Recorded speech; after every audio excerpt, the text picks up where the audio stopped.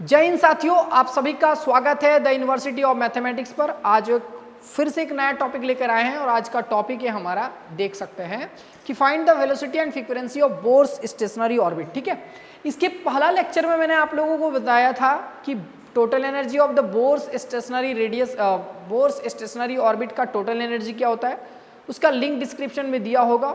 और भी बहुत सारा मैंने एटॉम एंड न्यूक्लियस से रिलेटेड लेक्चर लेकर रखा हुआ, उस सारा का सारा आप लोग को वीडियो लेक्चर का लिंक डिस्क्रिप्शन में मिल जाएगा, वहां से जाके आप समझ सकते हैं। फिलहाल ये क्वेश्चन देखते हैं, ये बहुत ही आसान है और इससे रिलेटेड सवाल भी आता है एग्जाम में, ध्यान रखना।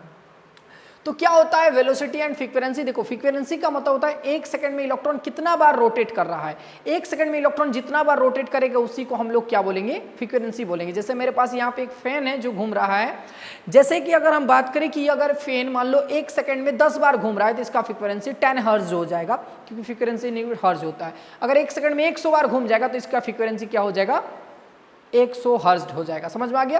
तो फ्रीक्वेंसी का मतलब स्टेशनरी ऑर्बिट मतलब ये भी समझा दिए कि स्टेशनरी ऑर्बिट का मतलब क्या होता है कि स्टेशनरी ऑर्बिट का मतलब होता है कि इलेक्ट्रॉन न्यूक्लियस के चारों तरफ किसी फिक्स्ड ऑर्बिट में चक्कर काटेगा जिसका एंगुलर मोमेंटम जो है h/2π मल्टीपल इंटीग्रल होता है। जिसका एंगुलर मोमेंटम कितना का मल्टीपल इंटीग्रल होता है, h/2π का मल्टीपल इंटीग्रल होता है।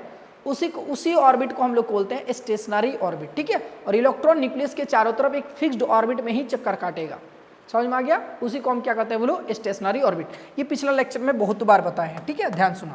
मान लो मेरे पास यहाँ पर न्यूक्लियस है, न्यूक्लियस पर चार्ज कितना होता है, Zd होता है, और इलेक्ट्रॉन जो है न्यूक्लियस के चारों तरफ एक फिक्स्ड ऑर्बिट में चक्कर काट रहा है, जिसको हम लोग क्या बोलते हैं, स्टेशनरी ऑर्बिट बोलते हैं। इलेक्ट्रॉन पर चार्ज नेगेटिव होता है। ये इलेक्ट्रॉन के चारों तरफ v वेलोसिटी से मूव कर रहा है। कितना वेलोसिटी से मूव कर रहा है, v वेलोसिटी से मूव कर रहा है। इसका एंगुलर वेलोसिटी मान लो ओमेगा है। इसका एंगुलर वेलोसिटी क्या है, बोलो, ओमेगा है। ठीक है ना? तो इस वेलोसिटी का हमको फॉर्मूला निकालना है। ठीक है, ध्यान समझना। तो इलेक्ट्रॉन न्यूक्लियस के चारों तरफ अगर घूम रहा है तो जरूर कहीं ना कहीं से सेंट्रीपिटल फोर्स लग रहा होगा। इस स्टेशनरी ऑर्बिट का रेडियस मान लो r है। ठीक है ना? स्टेशनरी ऑर्बिट का रेडियस क्या है, बोलो, r है। तो अगर ये इलेक्ट्रॉन इस न्यूक्लियस के चारों तरफ अगर घूम रहा है, रिवॉल्व कर रहा है, तो जरूर कहीं ना कहीं से सेंट्रीपिटल फोर्स लग रहा होगा। सेंट्रीपिटल फोर्स कौन प्रोवाइड करता है, इलेक्ट्रोस्टैटिक फोर्स प्रोवाइड करता है। ये बहुत बार हम लोग पढ़ चुके हैं। ठीक है, तो यहाँ पे सेंट्रीपिटल फोर्स जरूर किसके बराबर होगा, इलेक्ट्रोस्टैटिक फोर्स के बराबर होगा। सेंट्रीपिटल फोर्स का फॉर्मूला mv²/r, mv²/r। एक मिनट, नहीं तो ऑफ हो जाएगा हमको लग रहा है। विक्रम कुछ जल्दी करो। हो गया। देखो, mv²/r और इक्वल टू क्या होगा, देखो यहाँ पे इलेक्ट्रोस्टैटिक फोर्स का बात करते हैं तो इलेक्ट्रोस्टैटिक फोर्स का फॉर्मूला होता है k, याद है ना? इलेक्ट्रोस्टैटिक फोर्स का फॉर्मूला होता है k q1 q2/r²। तो q1 का मतलब हो गया न्यूक्लियस का चार्ज, तो न्यूक्लियस पर चार्ज प्लस Zd, और यहाँ पर चार्ज है इलेक्ट्रॉन का चार्ज। बोले सर यहाँ प्लस माइनस क्यों नहीं दे रहा है? देखो, प्लस माइनस देने का सेंस होगा कि प्लस माइनस मतलब एक दूसरे के बीच कौन सा फोर्स लगा रहा है, अट्रैक्शन फोर्स लगा रहा है। कौन सा फोर्स लगा रहा है, बोलो, अट्रैक्शन फोर्स। ठीक है, इसका मतलब यही होता है। ठीक है, चल, और इन दोनों के बीच का डिस्टेंस कितना, r है, तो हो जाएगा, बोलो, r²। ये होता है आपका इलेक्ट्रोस्टैटिक फोर्स। ठीक है, तो यहाँ से सॉल्व कर लो, तो ये होगा mv²/r इक्वल टू होगा k Ze² होगा ना, और बाई क्या होगा, बोलो, r²। एक r से एक r कैंसिल होगा, यहाँ से हम r निकाल सकते हैं, तो r का फॉर्मूला निकल जाएगा यहाँ से k Ze², और बाई क्या होगा, बोलो, mv। इक्वेशन नंबर फर्स्ट समझ में आया? लेकिन बोर ने ये भी बताया था कि इलेक्ट्रॉन अगर न्यूक्लियस के चारों तरफ घूम रहा है तो उसका एंगुलर मोमेंटम कितना का मल्टीपल होना चाहिए, h/2π का मोमेंट h/2π का इंटीग्रल मल्टीपल होना चाहिए एंगुलर मोमेंटम। ठीक है, तो एंगुलर मोमेंटम ऑफ इलेक्ट्रॉन देखते हैं। एंगुलर मोमेंटम ऑफ इलेक्ट्रॉन, तो एंगुलर मोमेंटम ऑफ इलेक्ट्रॉन कितना होना चाहिए बाबू, L इक्वल टू होना चाहिए nh/2π। किसका मल्टीपल इंटीग्रल होना चाहिए, nh/2π का मल्टीपल इंटीग्रल होना चाहिए। ठीक है ना? देखो, n का मतलब हो गया नंबर ऑफ ऑर्बिट, n का मतलब क्या हो गया, नंबर ऑफ ऑर्बिट्स। n का वैल्यू, इसको प्रिंसिपल क्वांटम नंबर ही कहा जाता है, 1 2 3 4 डॉट डॉट डॉट। ठीक है ना? चलो, तो यहां से L का फॉर्मूला भी होता है, L का फॉर्मूला होता है mvr, लिख सकते हैं। mv का मतलब वेलोसिटी है, तो mvr और इक्वल टू हो जाएगा, होगा nh/2π। ठीक है ना।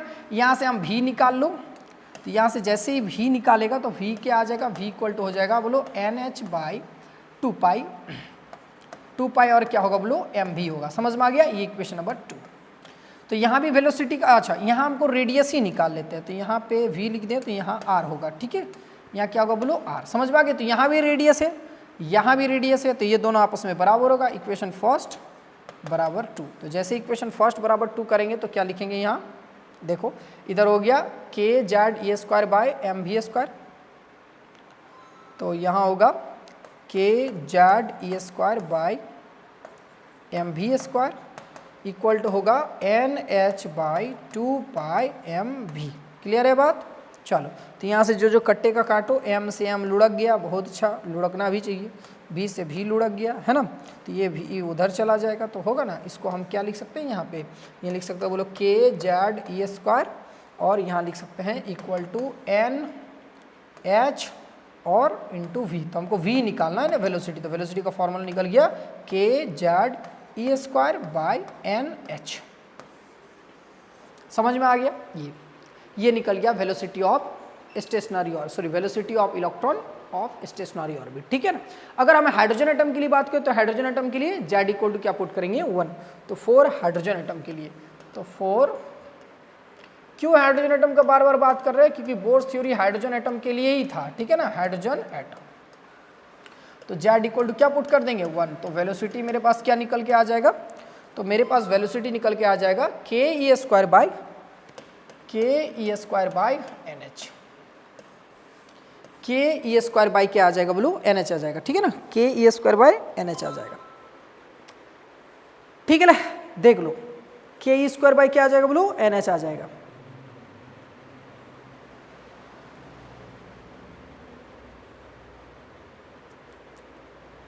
देखो कुछ छूटा तो नहीं ना, इधर देख लेते हैं, हमको लग रहा है कुछ एन एच बाई 2 पाई, हमको लग रहा है एन एच बाई 2 पाई छूट गया। 2 पाई कहाँ गया, ये 2 पाई छूट गया ना, तो यहाँ पे ये मल्टीप्लाई इधर होता, तो यहाँ पे 2 पाई छूट रहा है मेरे भाई, तो यहाँ होगा 2 पाई होगा, यहाँ भी क्या होना चाहिए 2 पाई होना चाहिए, 2 पाई, ठीक है ना, 2 पाई के E square by N H, ठीक है।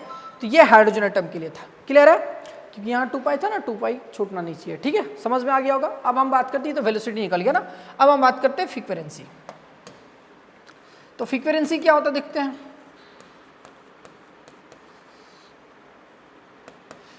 है ना। तो अगर हम बात करें फ्रीक्वेंसी का, तो फ्रीक्वेंसी का मतलब होता है नंबर ऑफ रोटेशन पर सेकंड, नंबर ऑफ रोटेशन पर सेकंड इज कॉल्ड फ्रीक्वेंसी, है ना। तो फ्रीक्वेंसी का न्यू से डिनोट करता है, किससे बोलो न्यू से। तो अगर हम बात करें फ्रीक्वेंसी का, तो एक फॉर्मूला पढ़े होंगे, ओमेगा इक्वल होता है 2 पाई न्यू, ये फॉर्मूला पढ़े हैं क्या, अच्छा ये नहीं पढ़े तो एक चीज और बताते हैं। देखो ओमेगा का एक फॉर्मूला होता है ओमेगा, एंगुलर वेलोसिटी ओमेगा, ये फ्रीक्वेंसी निकाल रहे हैं भाई, फ्रीक्वेंसी है ना, क्या निकाल रहा है बोलो फ्रीक्वेंसी। तो फ्रीक्वेंसी पे बात करेंगे एंगुलर वेलोसिटी, तो एंगुलर वेलोसिटी ओमेगा इक्वल होता है, एंगुलर वेलोसिटी ओमेगा इक्वल होता है, ओमेगा इक्वल होता है वी बाय आर, है ना, पढ़े होंगे वी बाय आर। तो यहाँ से वी अगर निकाल लें तो वी इक्वल टू होगा ओमेगा और इंटू क्या होगा बोलो आर होगा, या फिर यहाँ भी रहने देते हैं। देखो ओमेगा का एक और फॉर्मूला होता है, अभी जस्ट बताएं, ओमेगा इक्वल होता है 2 पाई न्यू, और न्यू का मतलब होता है फ्रीक्वेंसी, तो यहाँ हम लिख सकते हैं 2 पाई न्यू और इक्वल टू होगा वी बाय आर, ठीक है ना। तो यहाँ से हम न्यू ले लें तो न्यू इक्वल टू क्या हो जाएगा, न्यू इक्वल टू हो जाएगा, न्यू इक्वल टू हो जाएगा वी बाय, है ना, v by 2 pi r, clear है, वी बाई 2 पाई आर। इस देखो यहाँ से v का वैल्यू हम पुट कर सकते हैं, इसको हम ऐसे लिख सकते हैं, न्यू इक्वल टू लिख सकते हैं 1 बाई 2 पाई आर और इंटू वी लिख सकते हैं, और इस v की जगह हम यहाँ पुट कर देंगे, ठीक है। तो हम इधर लिख रहे हैं, समझ रहा है ना, यहाँ पे लिख रहे हैं, देखो क्या लिख रहे हैं, तो यहाँ लिखे न्यू और न्यू इक्वल टू हो गया 1 by 2 pi r, 1 by 2 pi r, और v की जगह ये टर्म डालेंगे, तो जैसे ये टर्म डालेंगे इसके अंदर तो होगा बोलो 2 पाई के ई स्क्वायर और होगा एन एच, यहाँ से 2 पाई से 2 पाई खल्लास, तो जैसे 2 पाई खल्लास तो न्यू का फॉर्मूला निकल के आया K E square by N H R, ठीक है। तो ये निकल गया मेरा फ्रीक्वेंसी ऑफ द इलेक्ट्रॉन, ठीक है, इन स्टेशनरी ऑर्बिट, ठीक है। अगर हम बात करें यहाँ देखो, अगर ये देखा तो सारा का सारा वैल्यू कांस्टेंट है, जैसे ये आर है, अगर हम जैसे सारा वैल्यू अगर कांस्टेंट सारा टर्म अगर हम पुट कर दे, जैसे k का वैल्यू जो होता है, k का वैल्यू कितना होता है सबको पता है, k का वैल्यू होता है 9 × 10⁻⁹ newton metre square by coulomb square होता है ना। अगर हम E का वैल्यू बोले तो E का वैल्यू चार्ज ऑफ इलेक्ट्रॉन होता है 1.6 × 10⁻⁻⁹ कूलम होता है। n का वैल्यू नंबर ऑफ ऑर्बिट है, n का वैल्यू 1 ले लेते हैं। अगर हम h का बात करें तो h का वैल्यू प्लैंक कांस्टेंट होता है 6.67 × 10⁻⁻34 जूल सेकेंड होता है। और रेडियस का भी बात करें तो रेडियस का वैल्यू होता है 0.5 × 10⁻10 मीटर।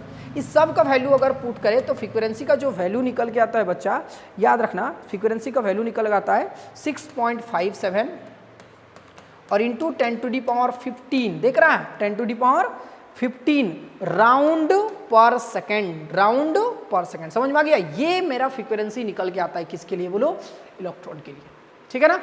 ये मेरा इलेक्ट्रॉन के लिए जो है फ्रीक्वेंसी निकल के आता है। अगर गौर से यहाँ थोड़ा देखो इस फॉर्मूला को थोड़ा नजर लगाओ तो इस फॉर्मूला में हमको एक चीज नजर में आ रहा है कि जो फ्रीक्वेंसी होता है, जो हमारा फ्रीक्वेंसी होता है, फ्रीक्वेंसी सिर्फ जो है फ्रीक्वेंसी जो है, बाकी सारा का तो सारा तो कांस्टेंट है, सिर्फ जो है ये फ्रीक्वेंसी किस पर डिपेंड करता है, नंबर ऑफ ऑर्बिट पर डिपेंड करता है, ठीक है। जैसे नंबर ऑफ ऑर्बिट, देखो ऑर्बिट की संख्या अगर लगातार बढ़ाओगे तो फ्रीक्वेंसी घटता जाएगा। देखो फ्रीक्वेंसी 1/n है, तो ये ध्यान रखना। बाकी तो ये वैल्यू भी याद रख सकते हैं, लगभग देख सकता है कि एक सेकंड में कितना बार ये राउंड मारता है, राउंड पर सेकंड 10⁻15 कितना तेजी से घूमता होगा इलेक्ट्रॉन, आप अंदाजा लगा सकते हैं, ठीक है। तो ये भी टॉपिक यहाँ पे क्लियर हो गया। अब मिलते हैं नेक्स्ट क्लास हम बताएंगे एनर्जी लेवल डायग्राम। उसके बाद जो है जब इलेक्ट्रॉन हायर ऑर्बिट से लोअर ऑर्बिट में आता है तो क्या करता है, एनर्जी रिलीज करता है और डिफरेंट टाइप का स्पेक्ट्रम लाइन देखने को मिलता है, जिसको हम Lyman series, Balmer series, Paschen series, पीफर्न सीरीज और हमफेरी सीरीज देखने को मिलता है। तो वो सभी क्या है हम डिटेल से समझाएंगे नेक्स्ट वीडियो में। आज के इतना ही काफ़ी है, थैंक यू वेरी मच। और हाँ, वीडियो को शेयर कर देना, सब्सक्राइब भी कर देना और दोस्तों के साथ शेयर तो जरूर करना ताकि सारे बच्चों के पास मिल जाए ये और अच्छा से तैयारी कर सके। मिलते हैं next class, thank you very much.